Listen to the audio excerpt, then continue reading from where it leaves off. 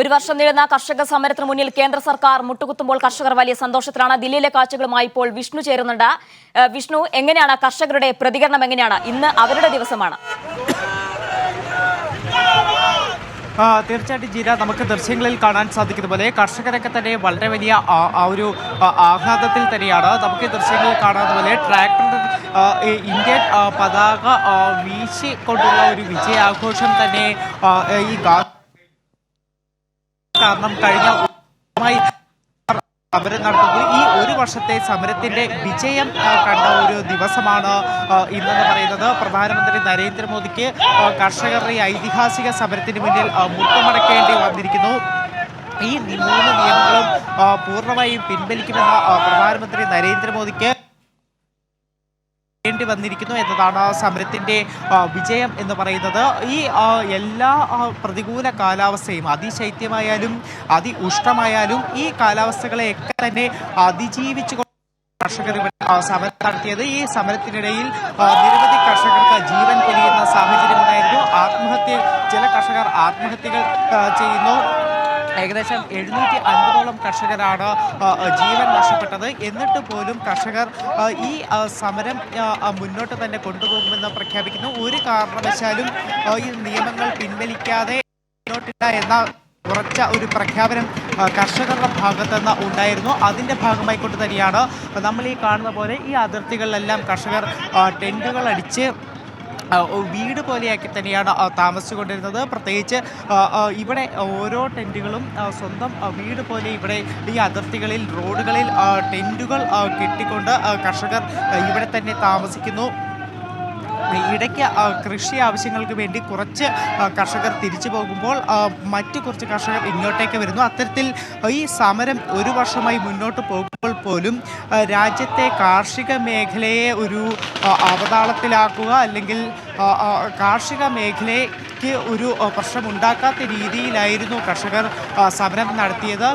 കൃത്യമായി തന്നെ വിളവെടുപ്പുകളൊക്കെ തന്നെ നടത്തുന്നു. ഇപ്പോൾ ഈ പടക്കം പൊട്ടിച്ചുകൊണ്ടുള്ള ആഘോഷങ്ങൾ വരെ ഈ അതിർത്തികളിൽ നടക്കുന്നുണ്ട്. കാരണം ഇന്ന് കർഷകരുടെ ദിവസമാണ്. കഴിഞ്ഞ ഒരു വർഷത്തെ ഇവരുടെ ത്യാഗോജ്വലമായ സമരം വിജയം കണ്ട ദിവസമാണ്. ഈ ദിവസം കർഷകർ എല്ലാ രീതിയിലും ആഘോഷിക്കും എന്ന് തന്നെയാണ്. അതിൻ്റെ ആഘോഷവും സന്തോഷ പ്രകടനവുമാണ് നമുക്ക് ഈ അതിർത്തികളിൽ കാണാൻ സാധിക്കുന്നത്. ദേശീയ പതാക ഉയർത്തി മുദ്രാവാക്യങ്ങൾ വിളിച്ചുകൊണ്ടും പടക്കങ്ങൾ പൊട്ടിച്ചുകൊണ്ടുമുള്ള വളരെ വലിയ ആഘോഷം തന്നെ ഇവിടെ ഈ അതിർത്തികളിൽ നടക്കുന്നുണ്ട്.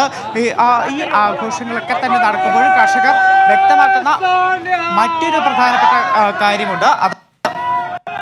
കാർഷിക നിയമങ്ങൾ പിൻവലിക്കുമെന്ന് പ്രധാനമന്ത്രി പറഞ്ഞാൽ മാത്രം പോരാ, പകരം പാർലമെന്റിൽ നിയമങ്ങൾ പിൻവലിക്കണം. പാർലമെന്റിൽ നിയമങ്ങൾ പിൻവലിക്കുന്നതുവരെ കാത്തിരിക്കും.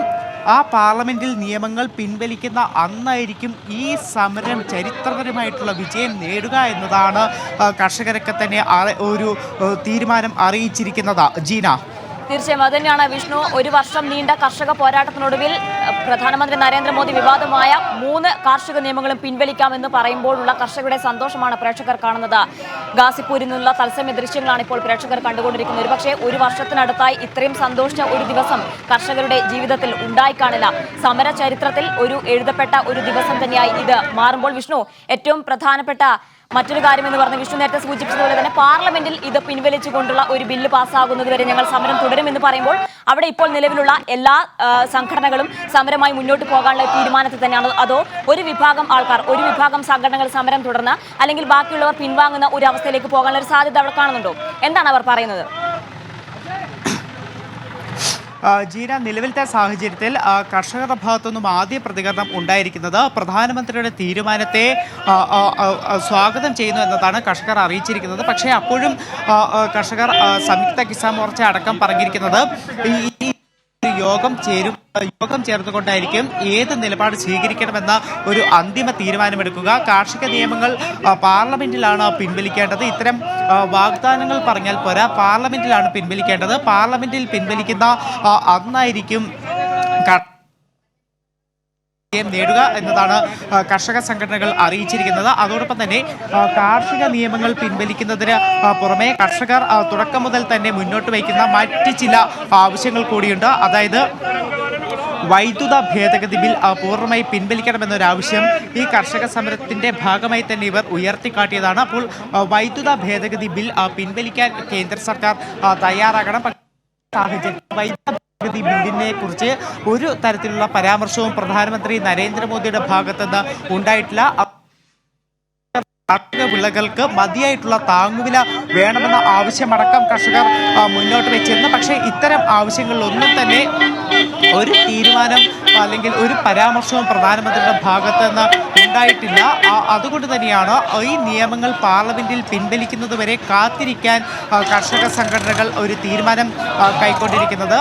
ഇന്ന് സംയുക്ത കിസാൻ മോർച്ചയുടെ യോഗം ചേരുന്നുണ്ട്. രാവിലെ തന്നെ യോഗം ചേരുമെന്നാണ് അറിയിച്ചിരിക്കുന്നത്.